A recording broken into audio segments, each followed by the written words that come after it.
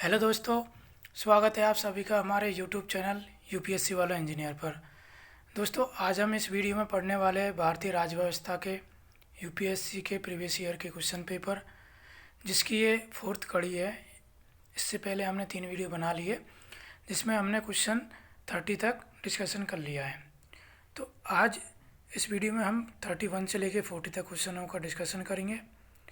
तो इसमें हम संघ एवं इसके राज्य, क्षेत्र तथा नागरिकता से संबंधित जो टॉपिक है, इसके जितने भी क्वेश्चन आए उनका डिस्कशन करने वाले हैं। दोस्तों, अभी तक जिन्होंने चैनल को सब्सक्राइब नहीं किया है तो प्लीज़ जाके सबसे पहले चैनल को सब्सक्राइब करिए। तो हम इस क्वेश्चन को देखते हैं। पहला क्वेश्चन है 31। भारतीय संविधान की दी गई निम्न अनुसूचियों में से कौन सी एक राज्य के नामों की सूची तथा उनके राज्य क्षेत्रों का ब्यौरा देती है? ठीक है, तो इसका जो करेक्ट आंसर रहेगा वो ए रहेगा कि पहली अनुसूची है उसमें जिक्र किया गया है भारत के 28 राज्य और 8 केंद्र शासित प्रदेशों का। तो जो अनुसूचियाँ है इससे बहुत ज़्यादा क्वेश्चन पूछे गए। फर्स्ट अनुसूची, 5th है, 6th है और 9th है, खासतौर से इनसे बहुत ज़्यादा। और एक 10वीं अनुसूची यानी दल बदल से संबंधित जिसमें प्रावधान किया गया है, इनसे बहुत क्वेश्चन पूछे गए हैं। ठीक है, बाकी हम इसके जो अदर ऑप्शन है उनको भी देख लेते हैं कि दूसरी अनुसूची है, दूसरी अनुसूची में वेतन भत्तों के बारे में जिक्र किया गया है। और तीसरी अनुसूची है, इसमें शपथ के बारे में जिक्र किया गया है। ठीक है, जो चौथी अनुसूची है इसमें आपकी जो राज्यसभा में अलग अलग राज्यों से कितनी सीटें होगी उनके आवंटन है उसका जिक्र किया गया है। तो अब हम नेक्स्ट क्वेश्चन की तरफ चलते हैं। 32, इसमें कि निम्नलिखित कथनों में से कौन से कथन सही है? सभी को कालानुक्रम में लगाइए। सीक्वेंस पूछ लिया आपका कि कौन सा राज्य पहले बना, चुनाव चिन्ह मतलब चौथा आम चुनाव कब हुआ था, इस तरह से। तो इनमें डेट मैंने ऑलरेडी लिखी हुई है। ये फैक्चुअल क्वेश्चन है, इसमें बहुत ज़्यादा समझाने का कुछ है नहीं, तो हम देख लेते हैं एक बार फिर भी। भारत में चौथा आम चुनाव हुआ था 1967 में। हरियाणा राज्य कब बना था? हरियाणा राज्य आपका 1966 में बना था। जो पंजाब राज्य है उससे अलग हुआ था। पंजाब पुनर्गठन अधिनियम 1966 के तहत पंजाब को विभाजित कर दिया गया था, किसमें? हरियाणा में और केंद्र शासित प्रदेश चंडीगढ़ में। तो 1966 में तो सबसे पहले 2 नंबर आएगा। ठीक है, उसके बाद 1967 पहला आ जाएगा। तो इसका जो करेक्ट आंसर रहेगा वो आपका ए ऑप्शन रहेगा। फिर है 4th नंबर पे मेघालय तथा त्रिपुरा का पूर्ण राज्य बनना, ये 1971 में बने थे। और मैसूर राज्य का नाम बदलकर कर्नाटक राज्य रखना 1973 में रखा गया था। ठीक है, तो इसका जो करेक्ट आंसर है वो आपका फर्स्ट ऑप्शन है। नेक्स्ट क्वेश्चन देखते हैं हम लोग।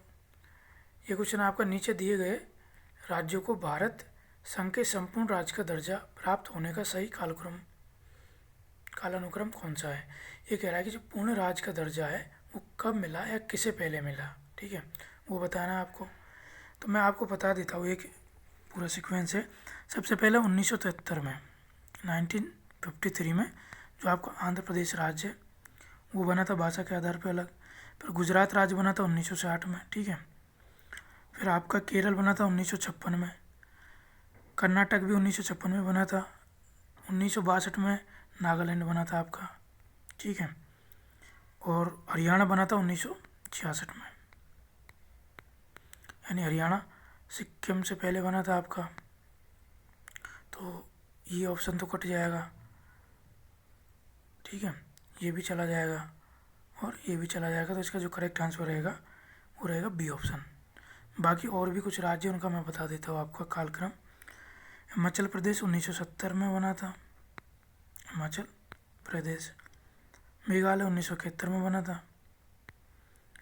सिक्किम 1975, मिजोरम 1986, अरुणाचल प्रदेश 1986, गोवा 1987। देखिए 3 राज्य 2002 में बने थे। 2000 में बने थे, सन 2000 में 3 राज्य। पहला है अरुणाचल प्रदेश। ठीक है, दूसरा बना था आपका उत्तराखंड यूके, और तीसरा बना था वो है आपका झारखंड। यानी 3 राज्य 2000 में बने थे। और सबसे लेटेस्ट बना था तेलंगाना 2014 में। तो एक कालक्रम है, इनको आप एक याद कर सकते हो। नेक्स्ट क्वेश्चन की तरफ देखते हैं हम लोग। ये भारत के संदर्भ में निम्नलिखित कथनों पर विचार कीजिए। 2021 में पूछा गया है क्वेश्चन। ये कह रहा है कि भारत में केवल एक ही नागरिकता और एक ही अधिवास है। तो ये एकदम सही जवाब है आपका कि भारत में केवल एक ही तो नागरिकता है भारत में, जो कि हमने जैसे ब्रिटेन से एकल नागरिकता कहाँ से लिया है, ब्रिटेन से लिया हमने, तो ये करेक्ट है। अधिवास भी एक ही है। दूसरा ऑप्शन है कि जो व्यक्ति जन्म से नागरिक हो केवल वही राष्ट्राध्यक्ष बन सकता है। ये गलत है, क्योंकि अमेरिका में ऐसा प्रावधान है, भारत में नहीं है। भारत में तो कोई भी राष्ट्राध्यक्ष बन सकता है जिसने यदि नागरिकता ग्रहण कर लिया किसी माध्यम से, वंशानुगत हो, जन्म हो, पंजीकरण हो, ठीक है। इस तरह से 5 प्रकार से नागरिकता मिलती है, किसी माध्यम से प्राप्त की हो तो राष्ट्राध्यक्ष बन सकता है। तो पहला सही था आपका और दूसरा गलत हो जाएगा। तीसरा पे देखते हैं, जिस विदेशी को एक बार नागरिकता दे दी गई है किसी भी परिस्थिति से उसे इससे वंचित नहीं किया जा सकता। ये भी गलत है, क्योंकि किसी भी माध्यम से अर्जित की है नागरिकता तो बाद में मान के चलो उसने अपना कुछ दस्तावेज गलत दिखा के नागरिकता हासिल कर ली, बाद में पता चला कि उसके कुछ दस्तावेज गलत है, या फिर कोई ये वो आतंकवादी है या फिर किसी और संगठन से जुड़ा हुआ है, तो उसकी नागरिकता हम रद्द कर सकते हैं, यानी भारत सरकार रद्द कर सकती है। और विशेषतः नागरिकता का जो प्रावधान है वो संसद को दिया गया, सॉरी वो केंद्र सरकार डिसाइड करती है नागरिकता का मामला। कोई व्यक्ति नागरिक है या नहीं है ये आपका केंद्र सरकार डिसाइड करती है। तो तीसरा ऑप्शन ये भी गलत है। जो करेक्ट आंसर क्या है, ये ऑप्शन इसका करेक्ट है। तो अब आपको एक एनालिसिस भी बताऊंगा साथ में कि देखिए ये एक चैप्टर था जिसमें था कि संघ एवं इसके राज्य क्षेत्र और नागरिकता।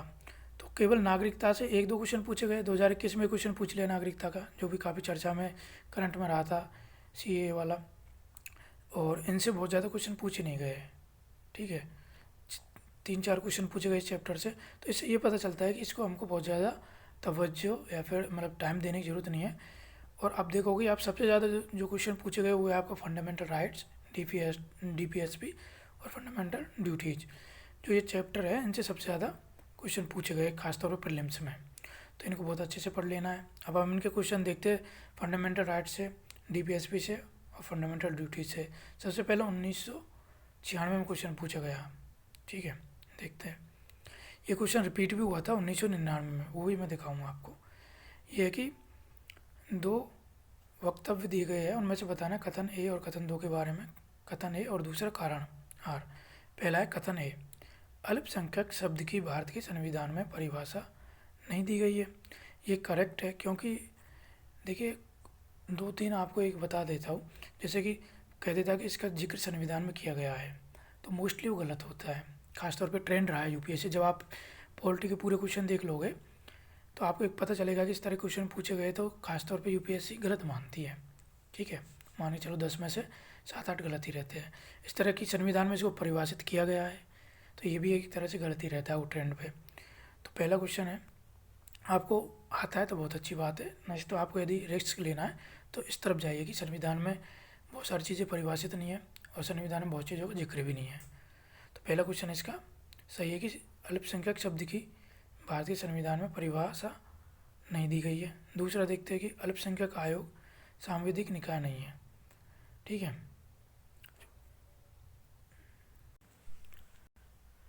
अल्पसंख्यक आयोग सांविधिक निकाय नहीं है, ठीक है।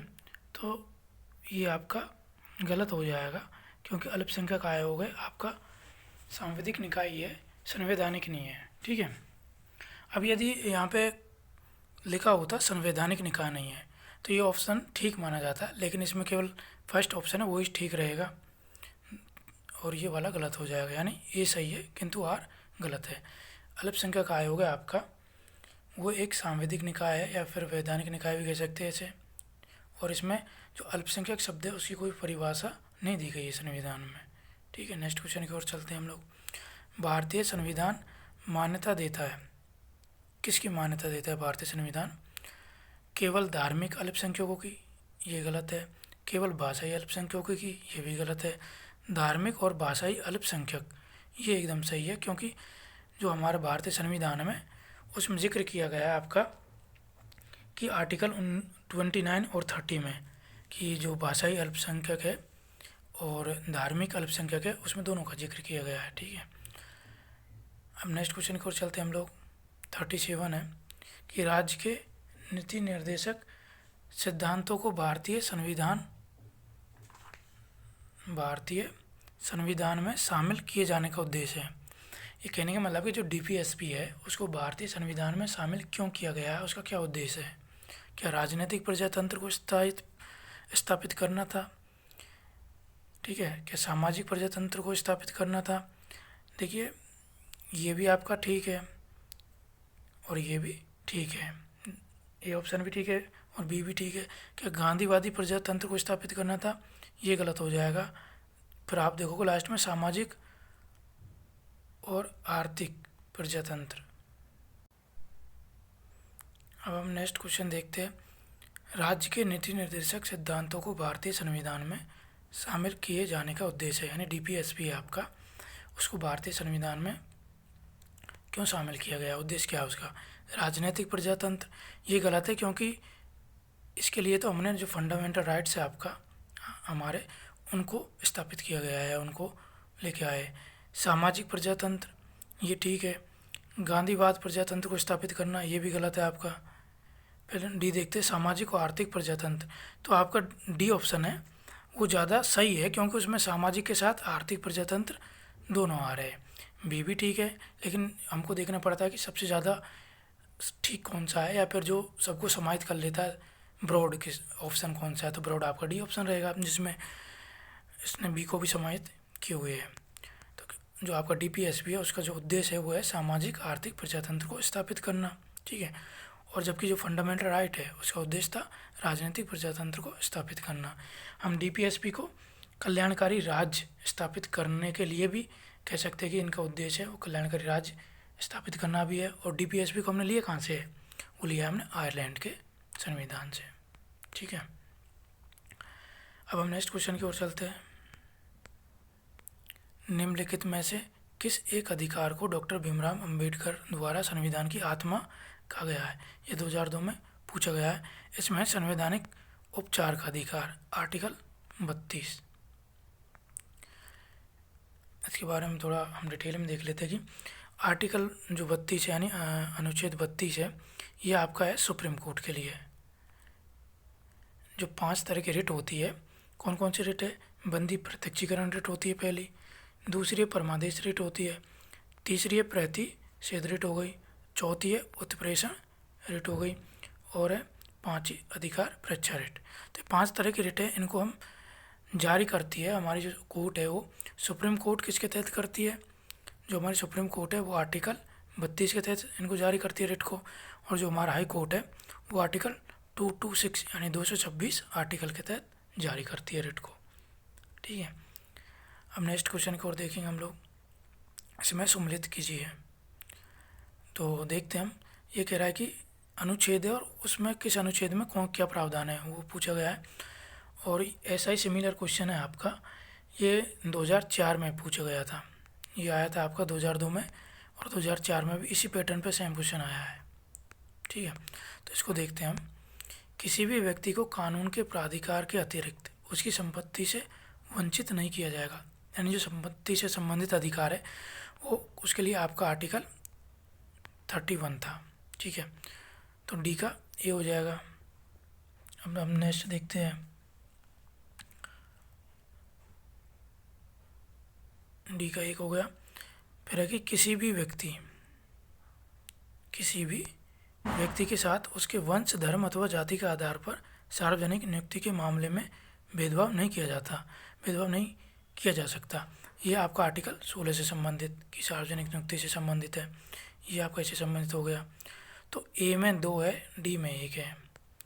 ए में 2, डी में 1, यानी ए ऑप्शन इसका करेक्ट आंसर हो जाएगा। बाकी भी हम देख लेते हैं बी और सी। इसका जो ऑप्शन है 3 नंबर का कि सभी अल्पसंख्यकों चाहे वे धर्म के आधार पर हो या भाषा के आधार पर अपनी पसंद की शैक्षणिक संस्था स्थापित करने और उन्हें संचालित करने का मौलिक अधिकार है। तो जो आर्टिकल 30 है वो करेक्ट है कि सी है उसके लिए यही सेम है। आर्टिकल 30 में प्रावधान है ये। हम नेक्स्ट देखते हैं, किसी भी नागरिक को धर्म, वंश, जाति, भाषा या इनमें से किसी भी आधार पर राज्य द्वारा संपोषित अथवा राज्य से सहायता प्राप्त करने वाले किसी भी आधार पर राज्य द्वारा संपोषित अथवा राज्य से सहायता प्राप्त करने वाले किसी भी शैक्षणिक संस्था में प्रवेश करने से वंचित नहीं किया जाएगा। यह आपका है आर्टिकल 29 से संबंधित। ठीक है, तो इसका जो करेक्ट आंसर है वो हो जाएगा आपका ऑप्शन नंबर 1। ठीक, नेक्स्ट क्वेश्चन की तरफ देखते हैं हम कि ये कह रहा है कि राज्य के नीति निर्देशक सिद्धांतों के निम्नलिखित अनुच्छेदों में से कौन सा अंतर्राष्ट्रीय शांति और सुरक्षा के संवर्धन से संबंधित है। यानी जो आपका अंतर्राष्ट्रीय शांति है उससे संबंधित कौन सा आर्टिकल है उसका हम देखते हैं। उससे पहले दोस्तों प्लीज़ अभी तक चैनल को सब्सक्राइब नहीं किया हो तो ज़रूर चैनल को सब्सक्राइब करिए और वीडियो को लाइक करिए। तो इसका करेक्ट आंसर ये है आपका आर्टिकल 51। जो आपका लास्ट आर्टिकल है 51, उसमें जिक्र किया गया है अंतर्राष्ट्रीय शांति और सुरक्षा से संबंधित। इस वीडियो में इतना ही दोस्तों। वीडियो देखने के लिए बहुत बहुत धन्यवाद।